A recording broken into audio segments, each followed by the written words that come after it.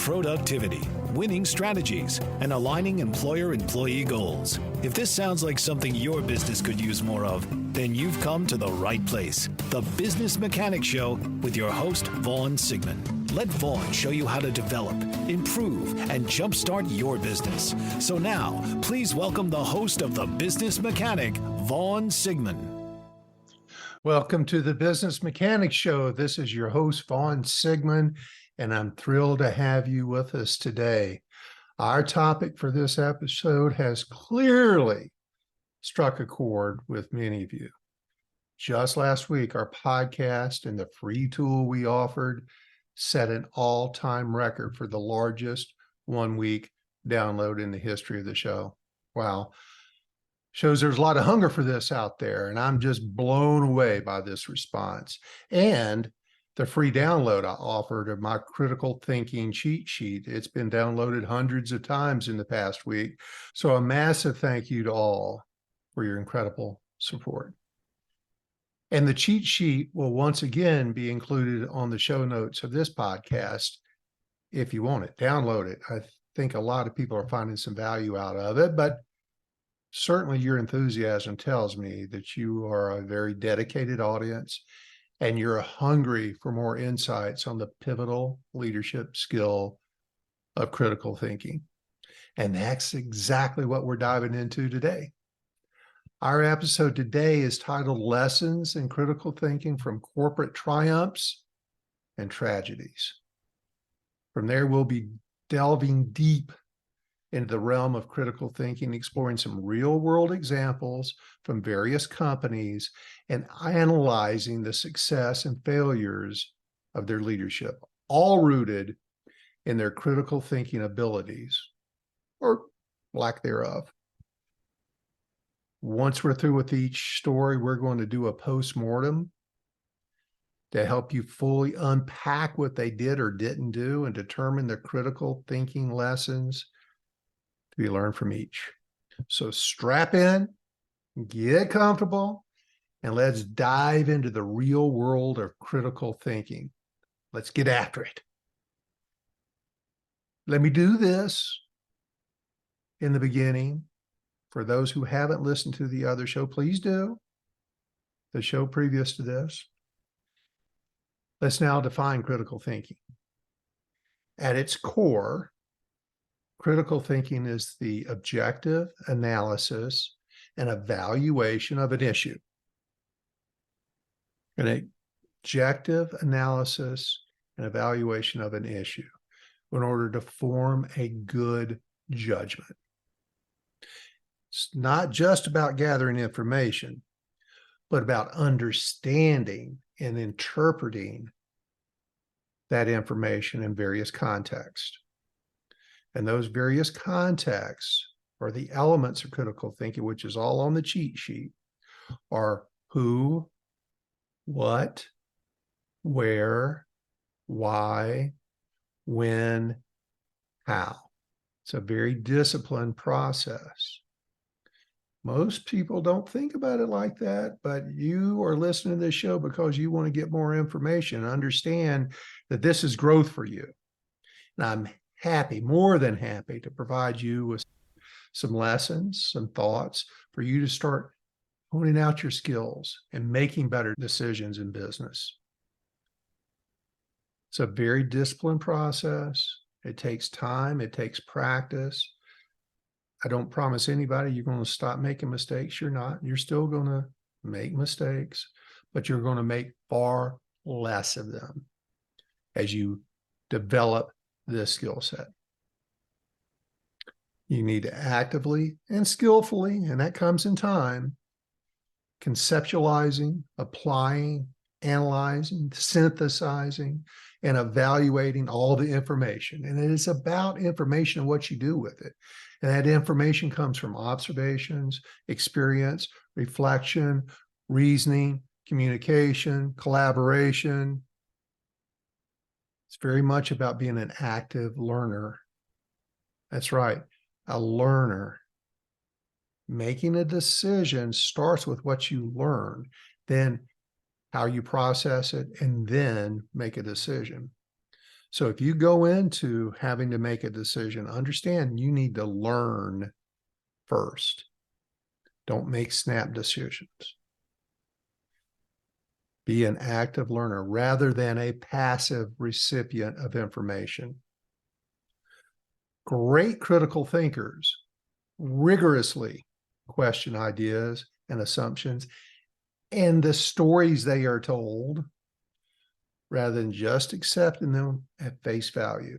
One of the things that's included in my difficult conversations course and in the book, which is free on Amazon, go get it, is that you need to go into every conversation understanding you don't know everything. You've got to get all the information you can to make a solid decision and have a great conversation from that. Same thing with critical thinking. You need to always approach it with an open mind and be a recipient of information by asking questions, open-ended questions, who, what, where, when, how, why. That's how you get there. You will need to always seek to determine whether the ideas, the arguments, the situation, the findings, you need to make sure that represents the entire picture.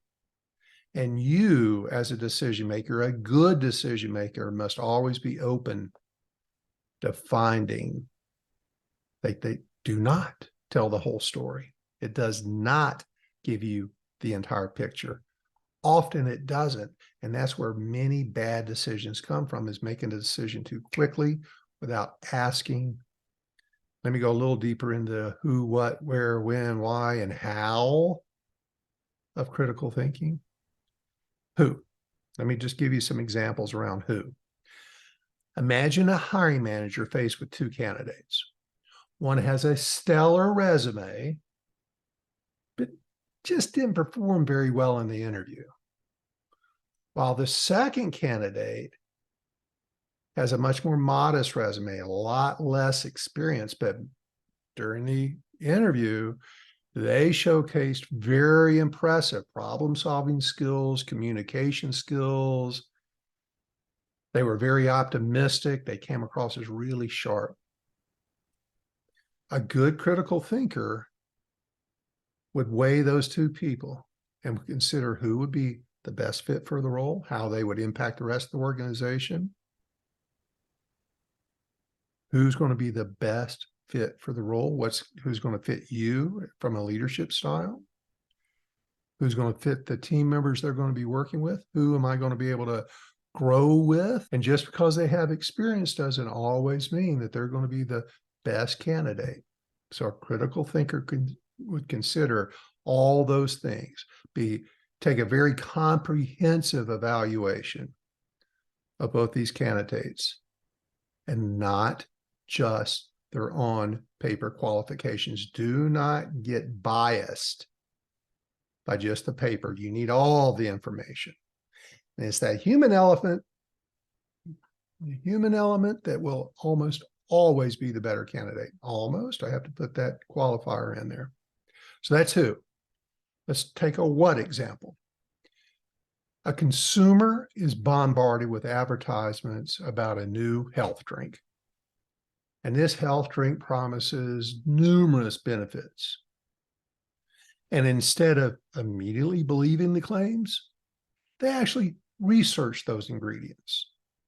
The ingredients are in that drink. And what scientific studies say about those ingredients? Are they really safe?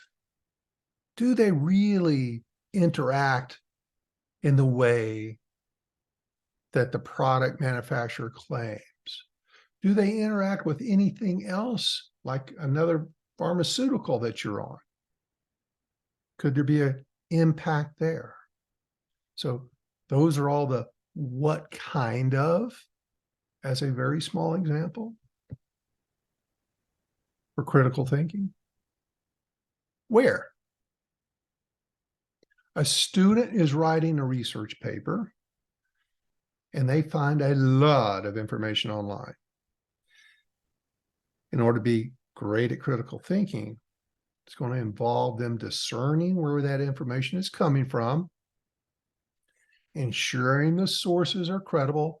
If it's on the internet, it must be true, which we know is the furthest thing from the truth. And they don't just accept the first piece of information found, that they dig deeper and deeper and start comparing different sources of information to make sure they get exactly the most precise and accurate information. When? Consider an investor. This is a good one. Consider an investor deciding when to buy or sell stocks. They wouldn't make a decision based solely on current market emotions. That's where a lot of mistakes are made.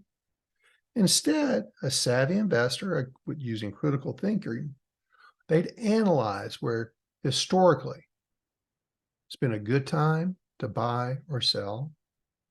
They'd also consider various economic indicators, what the future indicators are showing, and that individual company's performance. There's so many people out there looking for the quick hit, the gamble, the dopamine hit in buying a stock or selling a stock.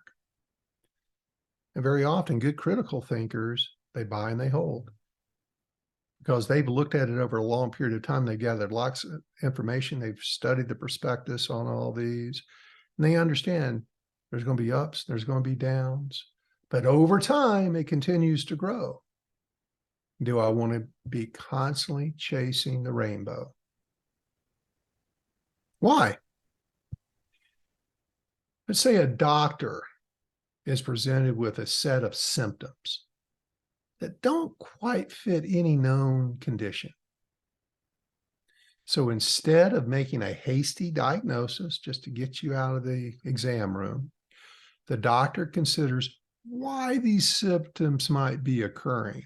And they'd start exploring all possible causes, all the underlying conditions. They go past the norm and get as much information as they can. They'd be learning more about that. They just wouldn't go to their common day in and day out diagnosis. Good doctor wouldn't just send you down the road either. They'd actually do some research. How? Let's take an engineer that's faced with technical problems that just don't have a straightforward solution. That engineer would then, in order to think critically about this situation, they'd want to approach that problem from all kinds of different angles. And they'd test various solutions. They wouldn't stick with just their bias or just their experience.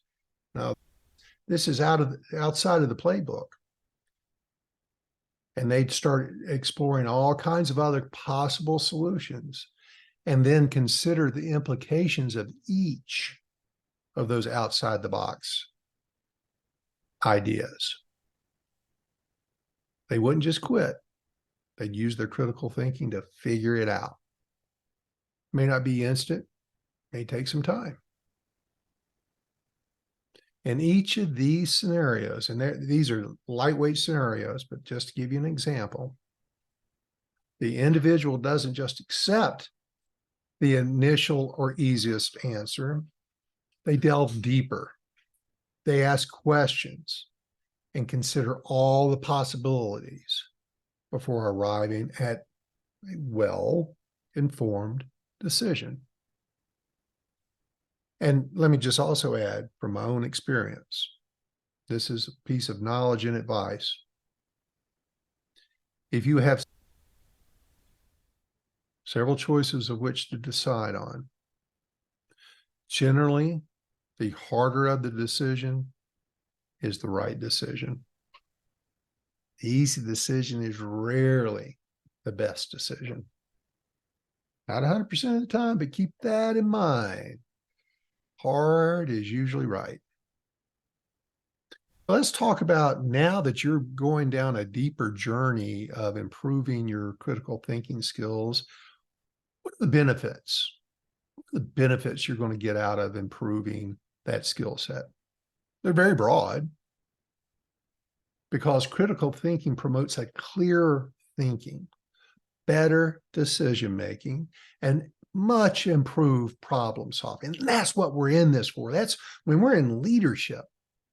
We're not paid to live with problems. We're paid to overcome them, not ignore them, not kick them down the road. Solve the problem.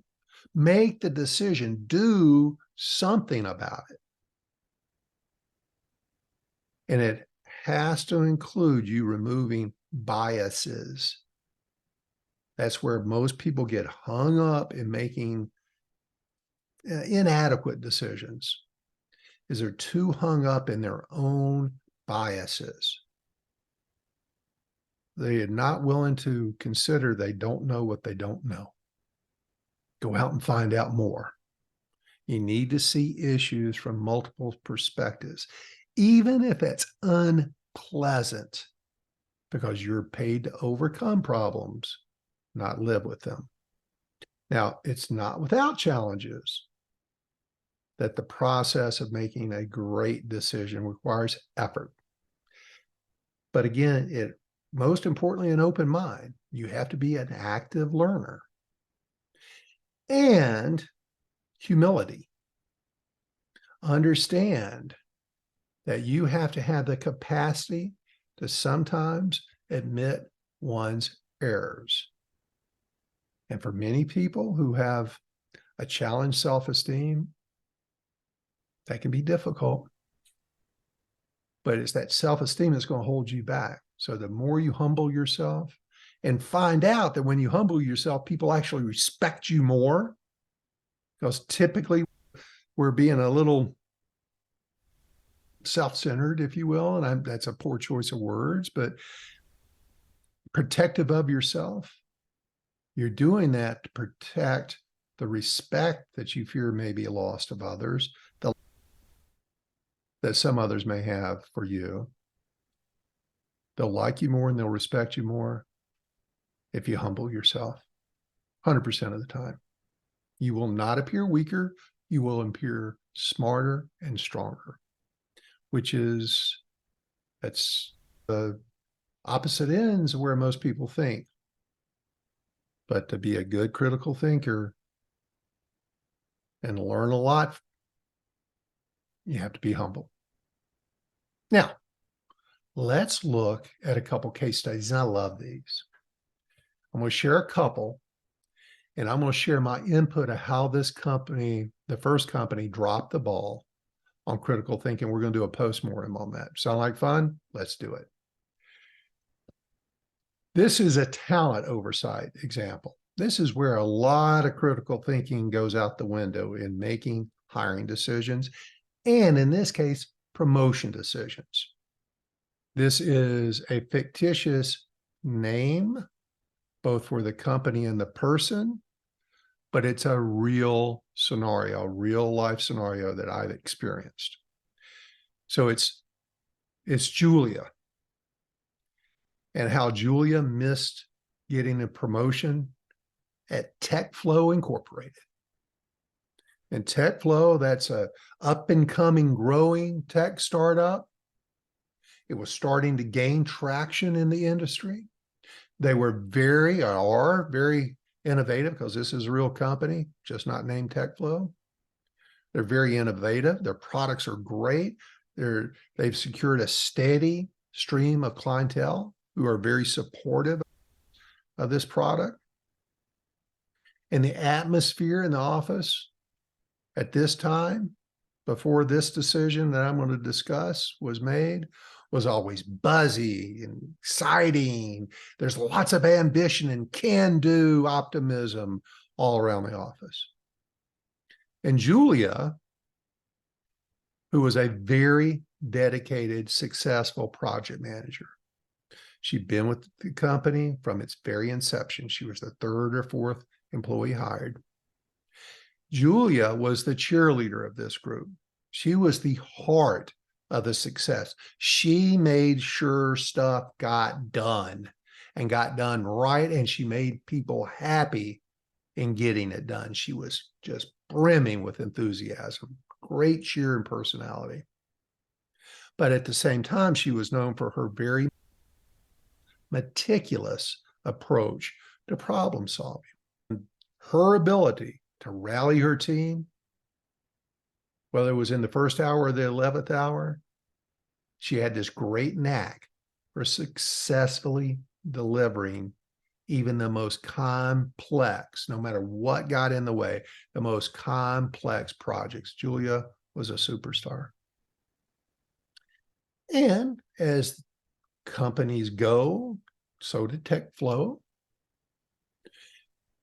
They were growing. They recognized they needed a new position created, a new senior executive role, vice president of project management. The need for somebody to more broadly manage projects became very evident. They needed this person. They need more project managers, and they needed somebody to manage them. The role would be overseeing multiple project managers and ensuring a seamless execution of all the company's initiatives. Now, given Julia's undeniable expertise and her history with the company, many within her team, including Julia herself, almost everybody assumed, including Julia, she'd be the natural choice. Why wouldn't we make Julia? Everybody loved Julia. Everybody respected Julia. Julia got stuff done. She had very deep technical proficiency. She knew the product. She had great business acumen. She had great leadership. She often mentored newer team members. She grew people within the organization. And she was, oh, this is something else great. Julia was really good at managing up. I remember this about her. She acted as a great intermediary between her team and the higher ups in the organization. She went to bat for them. Another great leadership perspective. However, the company's HR department, along with the top executives, they decided to go a different route because they believed that bringing in someone with big company experience would be much more beneficial. So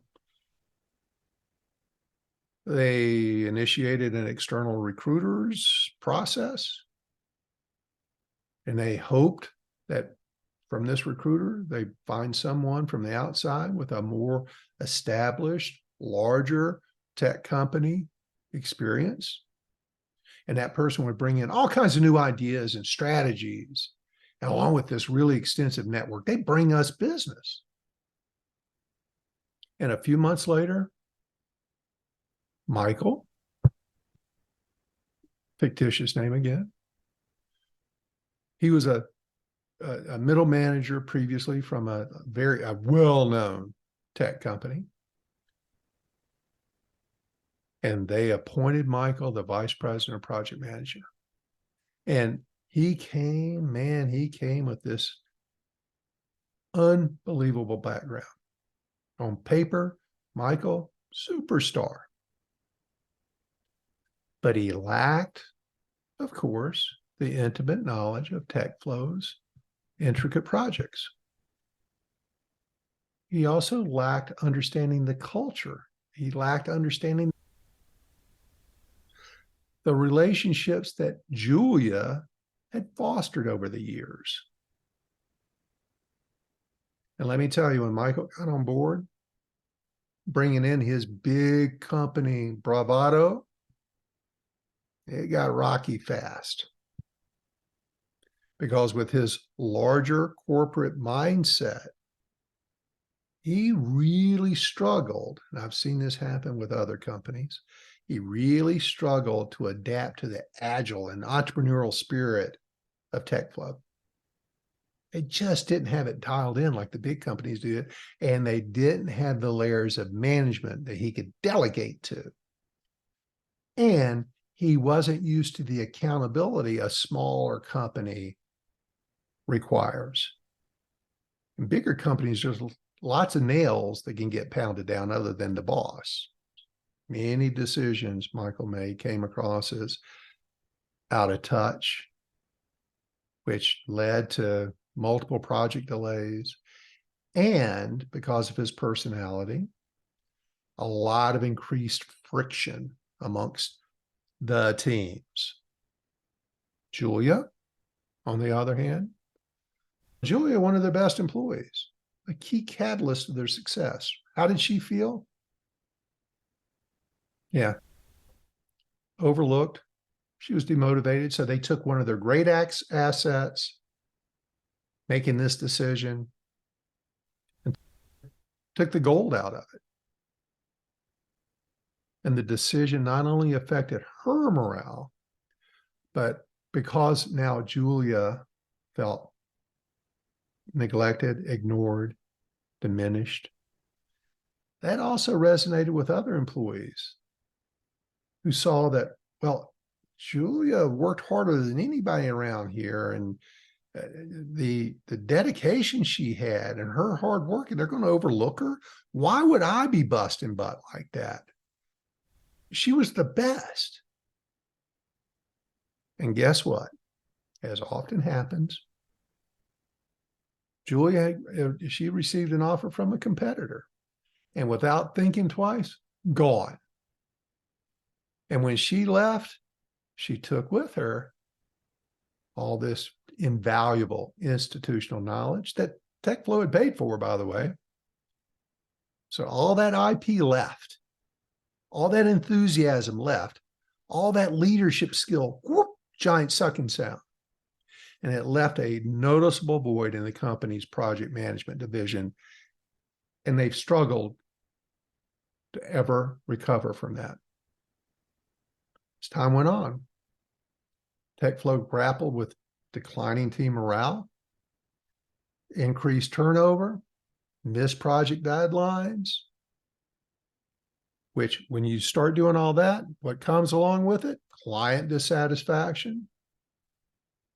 And the top executives and this HR person realized that while Michael's resume, his paper attributes were super impressive, they had failed to consider the intrinsic value that Julia brought to the role, that depth of knowledge, not only about the product, but also the inner workings of the company.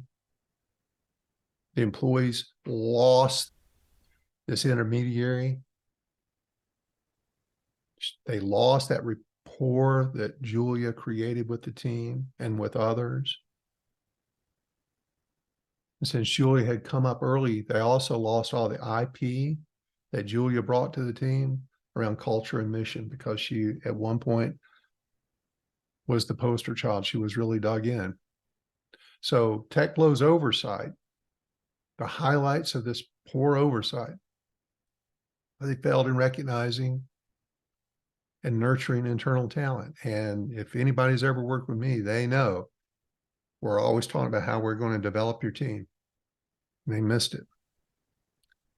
And it's a lesson I teach often. External hires can bring new perspectives, but often they fail to critically evaluate the potential of the existing employees. They don't understand the culture. They don't understand that this is how we do things around here, and they decide they want to change the culture, or they want to bring their old company's culture into this culture, and that doesn't always mix well. And when you start screwing around with those elements, demoralizing people, showing them that there's no future to your hard work, you're going to start losing talent. And along with your talent going out the door, their institutional knowledge, and your team cohesion starts fraying at the seams, become weaker.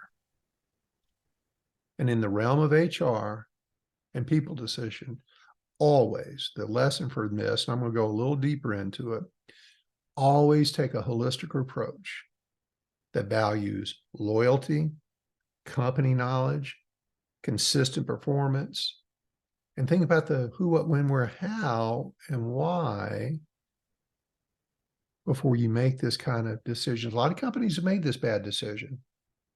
Tech Flow was not the first. They won't be the last. But let's postmortem this.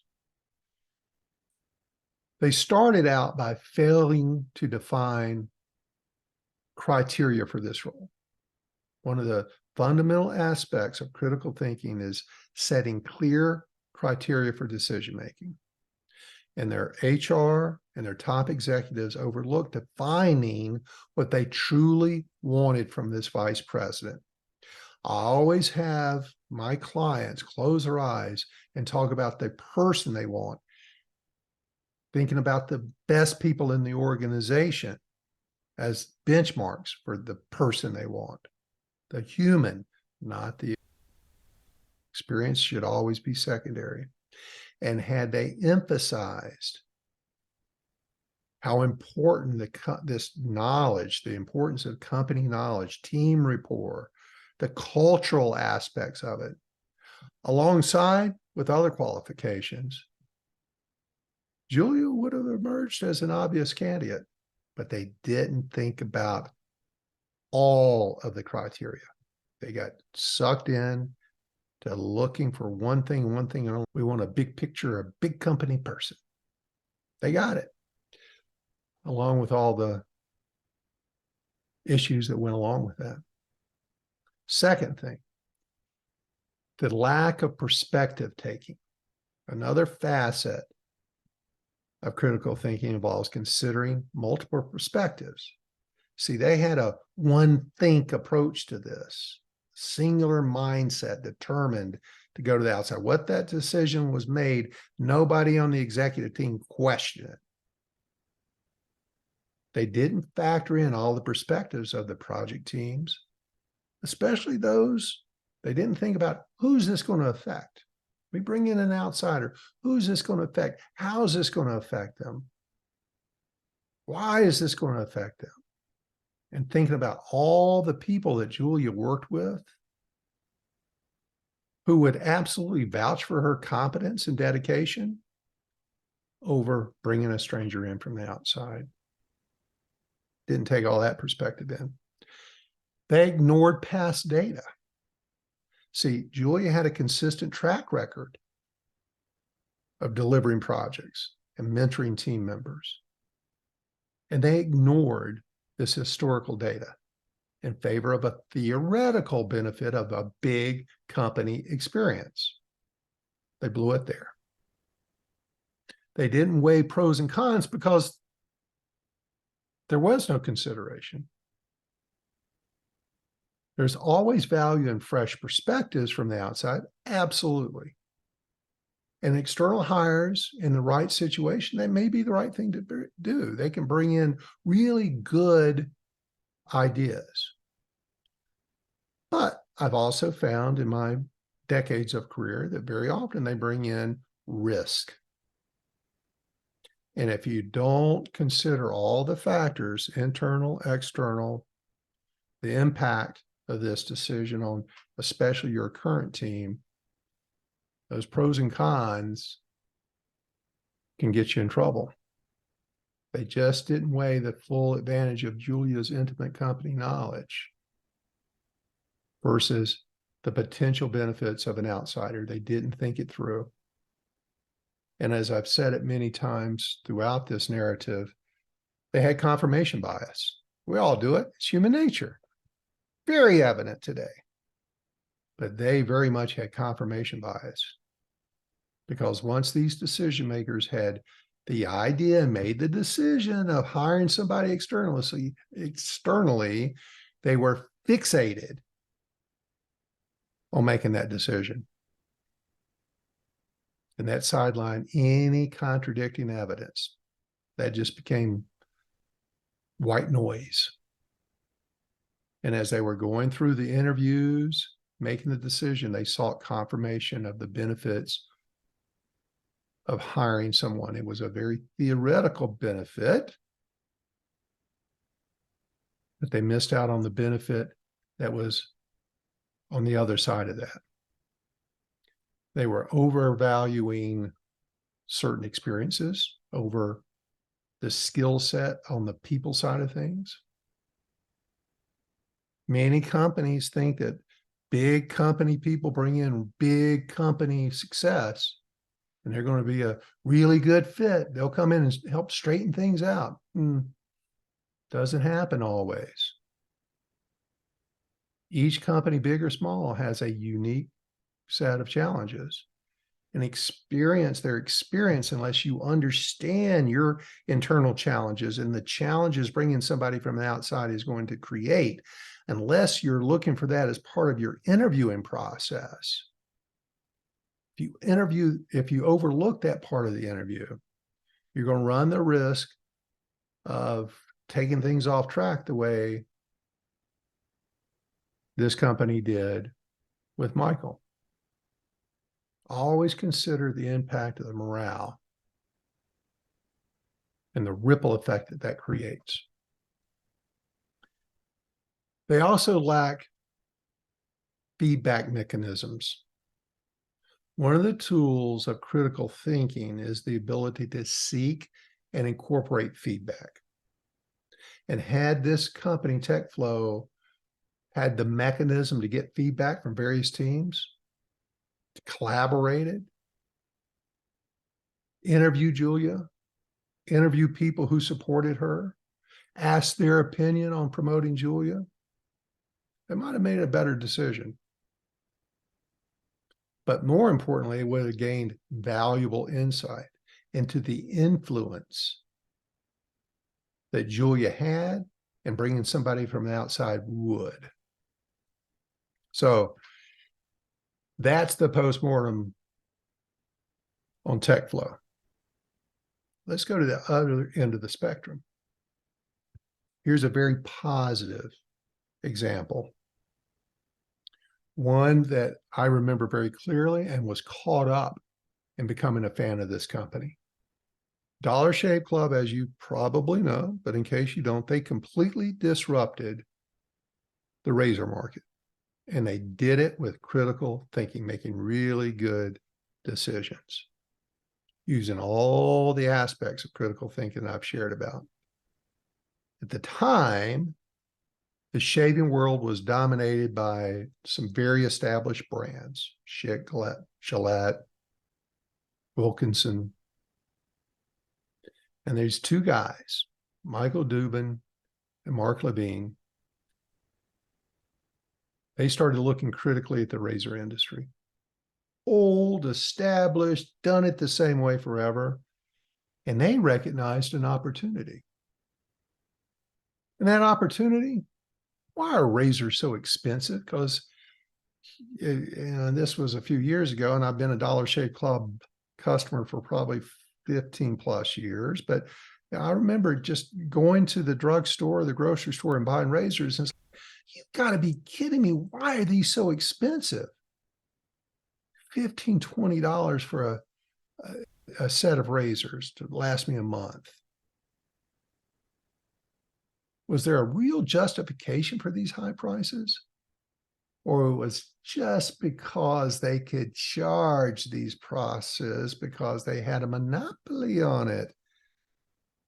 Michael and Mark asked. And these questions, coupled with their genuine curiosity, led them to create Dollar Shave Club. They identified an oversaturated market that was saturated with overpriced products. The Goliaths were getting away with it. And while brands like Gillette had been around for over a century, they always were boasting advanced technology, multi-blade, 6 blades, a lot of blades. They were very expensive. And Dubin and Levine, they assessed the situation, realized that while these big brands were investing heavily in marketing and pushing their latest innovations, many consumers just wanted a simple, effective, and affordable way to shave. We don't need all that. And a simple proposition needed to be marketed. And they took a very different route there. And they went to YouTube. They took a viral marketing approach, which is how I found Dollar Shave Club. At the time, it was probably one of the first viral videos I ever saw. And from their critical thinking about doing things differently and saving money, because they're all about saving money, it didn't just stop at the saving money for the product. It extended to their marketing strategy because they couldn't afford all the TV ads, the radio ads the big players had. They had to find a cheaper route and one that fit the brand. So instead of going the traditional advertising route, which of course would have cost a fortune, they created this quirky, low budget video starring Dubin himself. And it was hilarious. And the video, if you haven't seen it, was titled, "Our Blades Are Effing Great."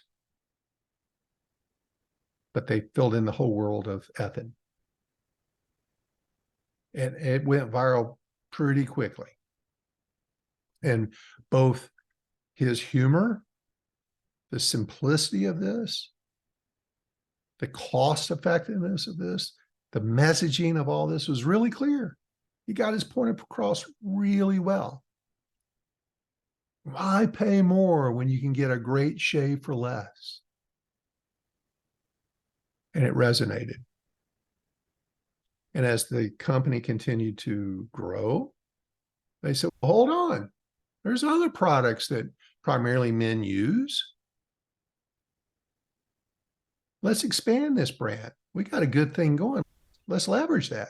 So let's not stop at razors.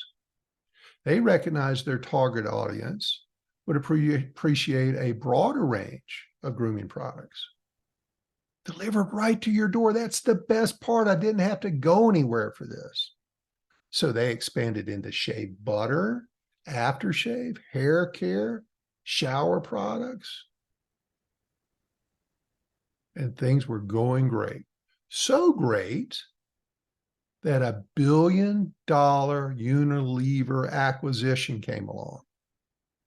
The culmination of Dollar Shave Club's success, fueled by their critical thinking, solid business, came in 2016 when consumer goods giant Unilever acquired the company for a staggering $1 billion. And this wasn't just a testament to Dollar Shave Club's rapid growth, but also the power of questioning established norms and looking at industries with a fresh, critical perspective. The leader looked at, instead of us going in and creating a whole new value stream, product line, marketing approach that we know nothing about, let's just buy the biggest player in it. Save ourselves the time. Great critical decision. Save ourselves the time and the money. Let's just buy the brand that's making it work.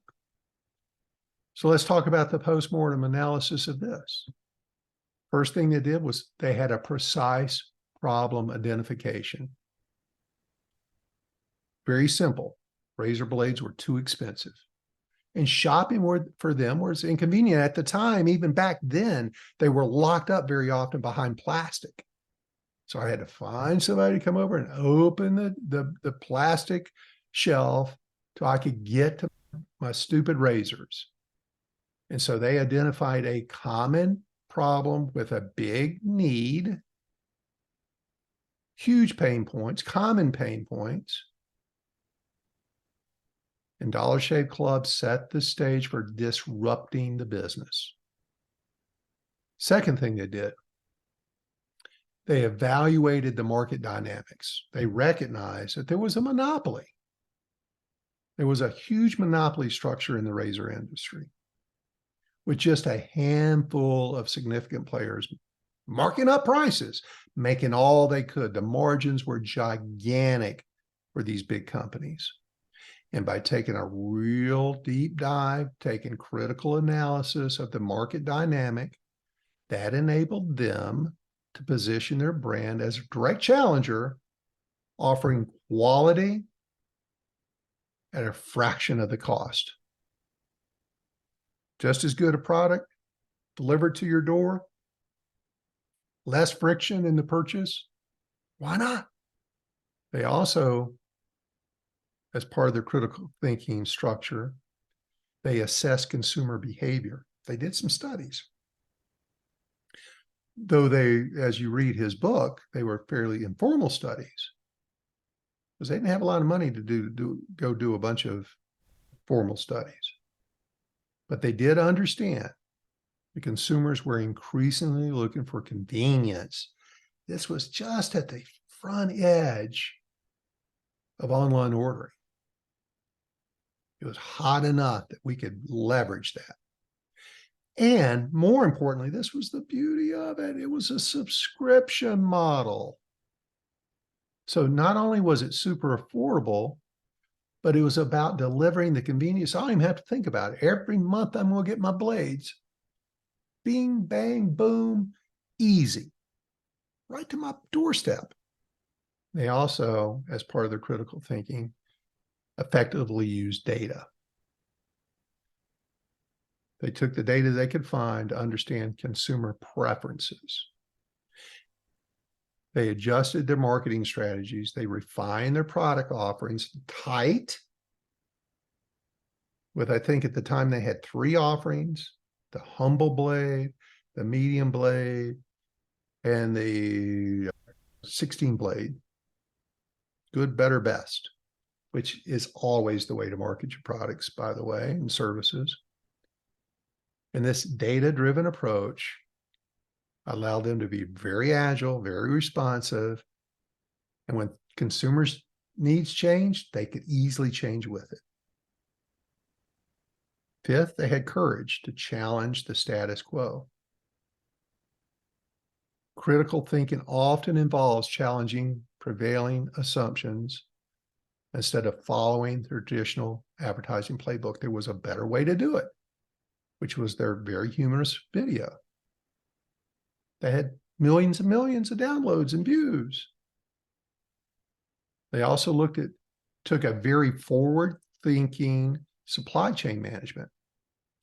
They anticipated the growth because the one thing that could have killed them was being out of stock. So they needed to fulfill a significant number of orders and have the stock to do so. They created a very sharp supply chain management to make sure they could scale and maintain their brand promise of delivering you to door exactly what you need.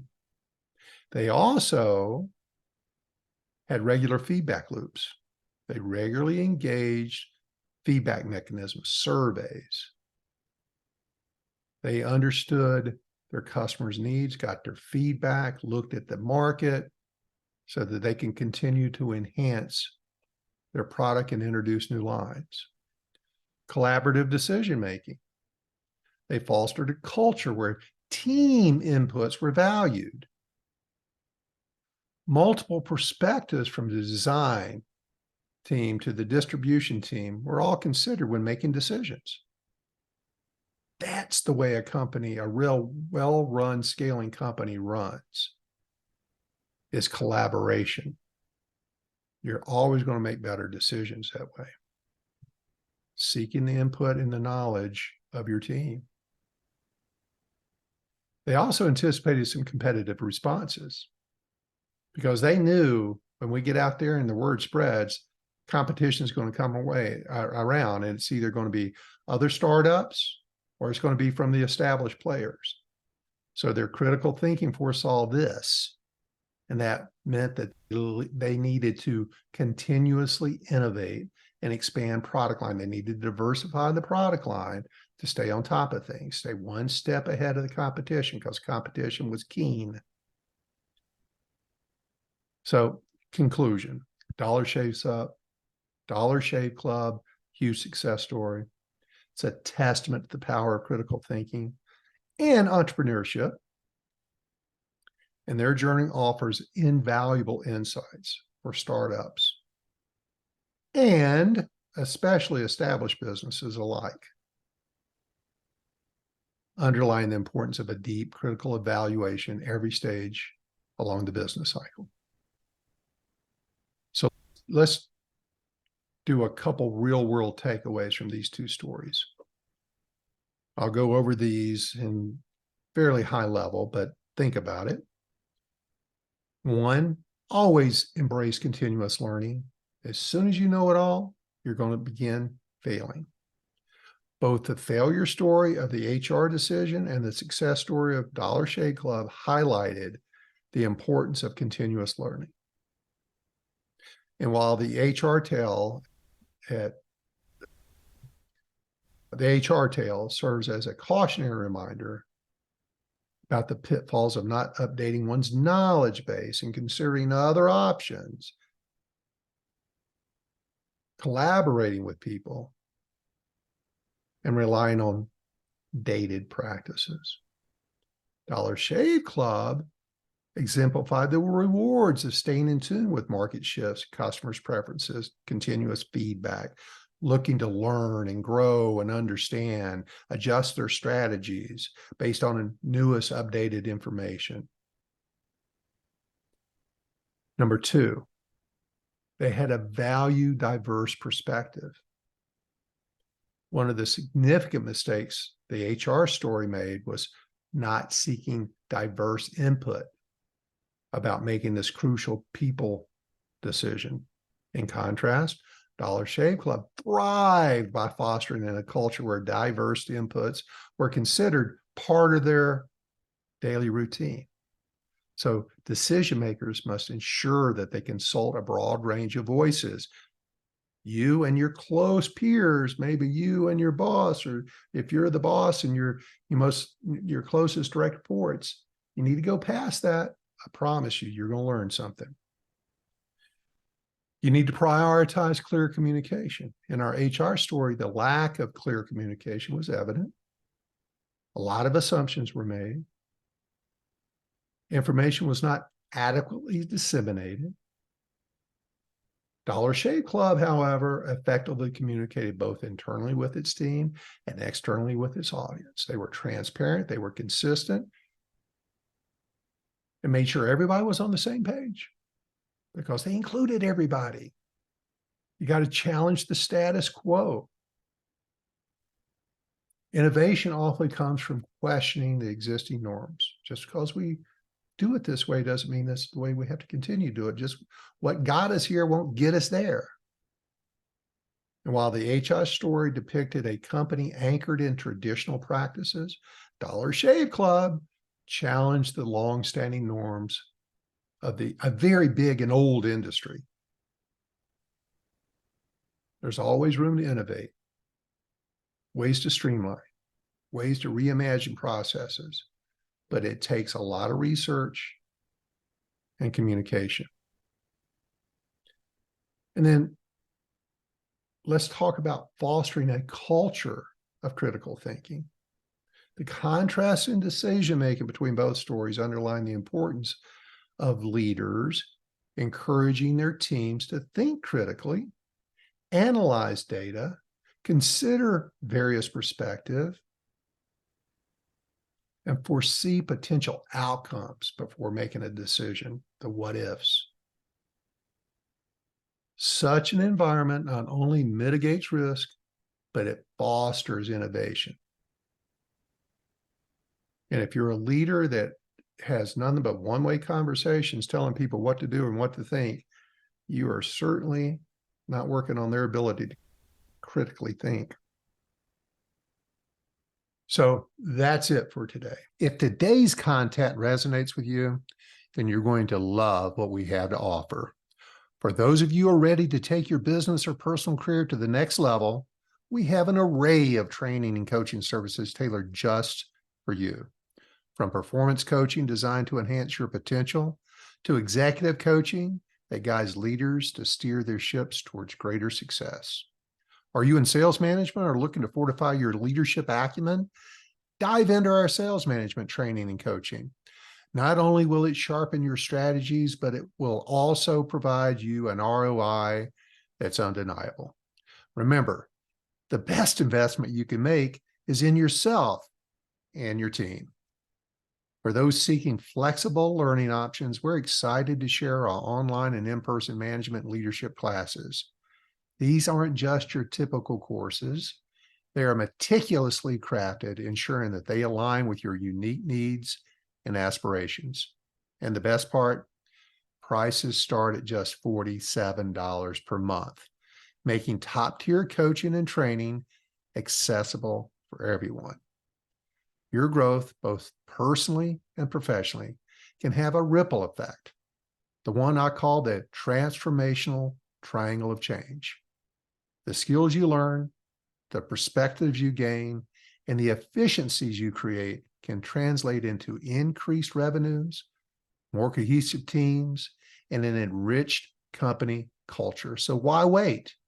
The potential ROI on this investment isn't just in dollars, it's in the progressive future you're carving out for yourself and your organization. Thanks once again for tuning in. And remember, every business needs a tune-up every now and then. Let the Business Mechanic Show be your guide. Check out our website, rdltraining.com, to discover more details on our programs and coaches. We have a link in the show notes to guide you there. Until next time, we're out of here.